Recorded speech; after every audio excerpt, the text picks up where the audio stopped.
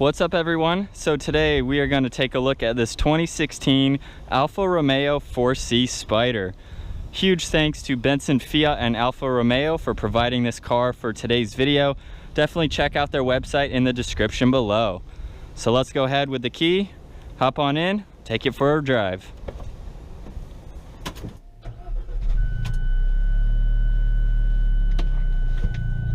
The e-brake off, we'll go ahead and hit the 1 down below. That'll automatically put it into gear. We can also hit on the AM button that will transfer between automatic and manual. Keep it in first gear. Let's go for a cruise.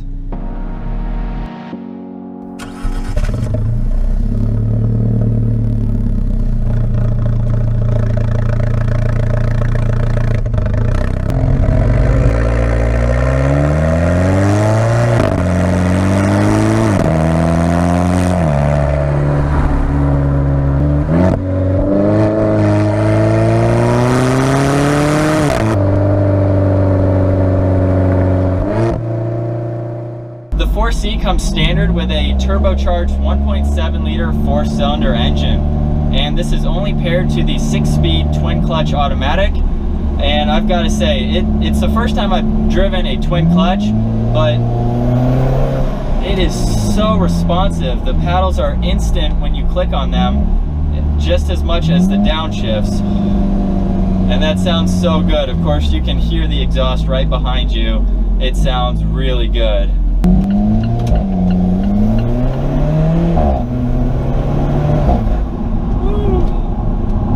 The engine in this produces 237 horsepower at 6,000 RPM and 258 foot-pounds of torque at 2,200 RPM. So in the low RPM range, you definitely have a lot of power, and you really don't feel the turbo lag in this, which is very nice. It almost feels very consistent. Not a lot of lag, that's for sure. You can barely feel it, but that blow-off valve, as that guy's waving to me, that blow-off valve is definitely very loud as well. 0 to 60 in this car can happen in 4.1 seconds, and this car has a top speed of 155 miles an hour. At just over 2,400 pounds, this car is very nimble. It handles extremely well. It doesn't have power steering, so low parking lot speeds, you can definitely feel the turn of it, but taking turns, even going 20 miles an hour, feels like you're driving a normal car. It's just those low 5 mile an hour speeds where you can really start to feel the heaviness of the steering wheel. So my favorite part of this car is that it has launch control. Now you can't actually use it until you're about 200 miles on the car. So this car does not have quite that many miles on it yet, so I won't be able to use launch control. But the way you would do it is putting it into dynamic mode, which is down on the center console, and I will show how to do that later in this video. But the way launch control works is, of course, you put your foot on the brake, you mash the gas, let the revs build up, and once you let off the brake, the car will do the rest. You don't have to do the shifting. It'll shift for you and give you that 4.1 second 0 to 60 time, which will definitely throw you back in the seat. As far as MPG goes for this car, it gets 24 city and 34 highway, and that's running off of a 10.5 gallon tank. So that's pretty good. You do have a small engine, of course, but those are really good numbers to have in a car like this. On this particular vehicle, this has the Spider Track package, and what that includes, you have carbon fiber on the side mirrors. You also have carbon fiber down below on the air vent behind the driver's side door.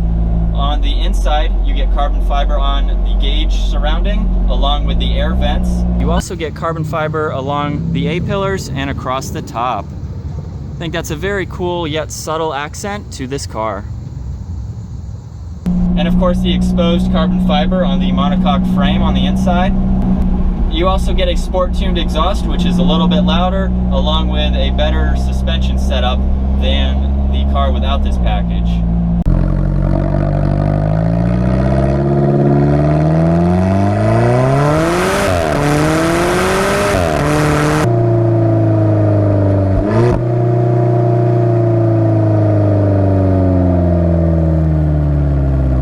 On to some of the performance features of this car. You do have 4 sport mode buttons. They're located down the center console. You have natural, which is the mode that I'm in right now. It's just your basic cruising mode. You also have dynamic, which again, you can't switch into until over 200 miles on the car. But dynamic would open you up into race mode, which would turn off your ESC and pretty much gives you full range of the car. So if you're out on the track or something and you want to have a lot of fun, get it a little bit sideways, you'd be able to put it in dynamic mode. Of course, you'd have launch control as well, so who doesn't love that? But that would give you full range of the car. You also have an all-weather mode, which would turn on your ESC. It would put the anti-slip regulation on as well, so if you're driving in non-dry conditions, it would keep you straight, give you all the traction that you could possibly have in those circumstances, which is very cool. And so you have a lot of different modes in this car to play around, to not only drive it in stop and go traffic like I'm in right now, or be able to put it in dynamic mode, go out on the track and have a ton of fun in this car. As far as the visibility goes in this car, looking over your left shoulder, you don't have too much of a blind spot. Looking in your rear view mirror, you actually have a great view out of the rear. That glass is very nice, not too much of a blind spot there. Of course, you have your side mirror. You can see my beautiful Lotus there, but you don't have too much of a blind spot back there. So overall, for a very small car, you have great visibility. Taking the roof off doesn't affect anything. This window in the back is fixed. The foundation of the 4C is made from a monocoque single carbon fiber body, which is something that you would find on much more expensive exotics. And not only does that give you exposed carbon fiber, but it makes the car very lightweight. Again, weighing in around the 2,400 pound mark. So it's very cool to have that frame in a relatively affordable sports car to give you that lightweight, nimbleness, and great handling. Onto the exterior design of this car now. Starting off in the front, you have the traditional Alfa Romeo triangular shaped grille. You have an air vent, functional air vents on both sides, and very nice lines on the top of the hood that you can see a little bit from the inside as well. And they meet at a very nice point near the lower portion of the front bumper. The front hood is actually bolted down as well. There are a few things up front, like the windshield washer fluid, that you can gain access to. I believe the dealer would have to do that for you. There's not any compartments that you could open yourself. And on the side of this car, you have very excellent lines. The lower vent on the driver's side, which is in carbon fiber, of course, is a large vent that leads directly to the intercooler. The Brembo brakes on this car came in the yellow option. They measure 12 inches up front with 4 piston calipers, and you have TRW 11-inch calipers in the rear.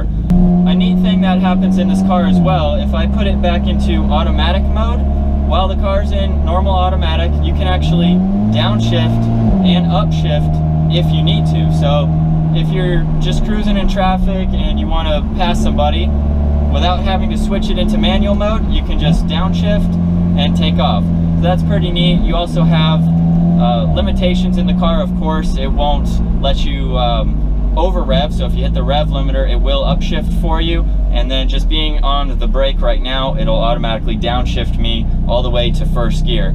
So that's pretty cool. Then you can pop it back into manual mode, of course, and obviously have a lot of fun here, being able to shift, take some turns like this.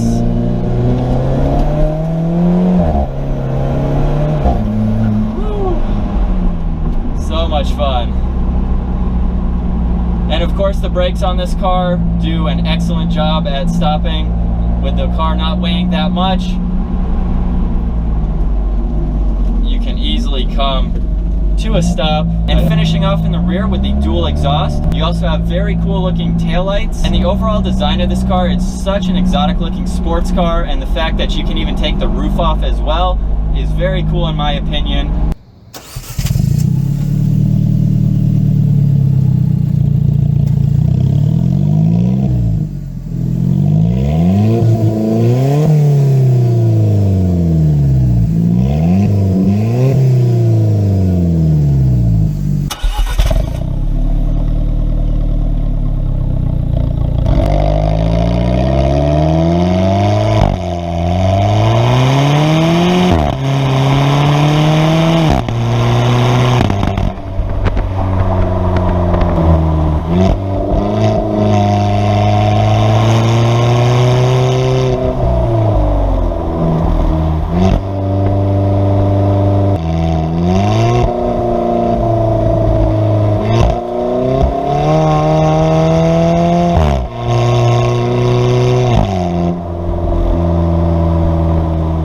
on to the interior now. Start off with the steering wheel. You have a nice flat bottom design with it. I love the red stitching along the interior, and with the Spider Track package you also get microfiber suede along the steering wheel. Very comfortable hand positioning. You have your paddles on both sides, very solid.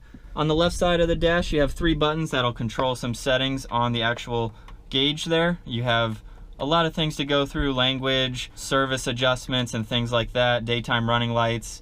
You can scroll through a whole bunch of things on there. With the Spider Track package, I mentioned the carbon fiber, so you have carbon fiber on the air vent, center dash, and on the other vents as well. Very cool looking gauge setup. I like the tack, it goes all the way around. You have a stereo, 4 speakers on the inside, your AC, lock and unlock, very solid buttons, of course all your AC controls. And this is how you control the car. So when you start up, you're in neutral. So we go ahead and hit the 1. You'll see auto and that 1 pop up. Then if we want to put it into manual or automatic, you just push on this button, so it's on and off basically, manual and automatic. And then you can push on the R, you'll hear it beep, means you're in reverse, then you're ready to go. So you put it back into neutral, you can let your foot off the brake, and that'll basically be in park. Then of course you have the e-brake as well. This is your sport mode button, so it's in natural right now. I can hold it down to A, you'll be in all weather mode, and then you can also hold it up into dynamic, but right now, again, without 200 miles on the car, it will not let you do that. The door panel also has some more leather with nice red stitching along it. Here's your leather grab handle, very solid. Of course, your release handle as well. You have 4C along the dash there. And then the very nice leather seats. They have some good bolstering on the sides to them. You also have a little bit of storage down below, and then a little compartment between the seats. And 2 cup holders, which is nice to have. All right, so let's go ahead and take a look at how you take the roof on and off this car. So we'll start on the driver's side. There's 2 pins located down below. You need to pull in. So you'll see those are the pins that I just released. There's also 2 stationary pins. Then you can start to fold in the cover. On the inside, you also need to release both of these pins by turning them almost 180 degrees. They'll come right out.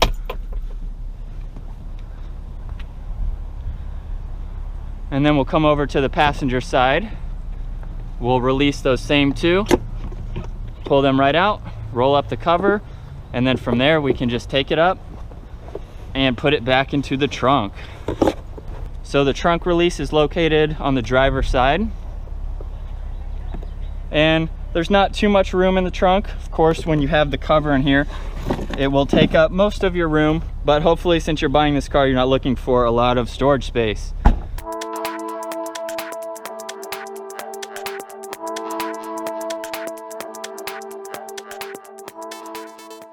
So I'm about to set off in the 4C now with the roof off so we can test the cabin noise while we're underway. But something that I just figured out is with my foot on the brake, the car is in neutral, just starting up.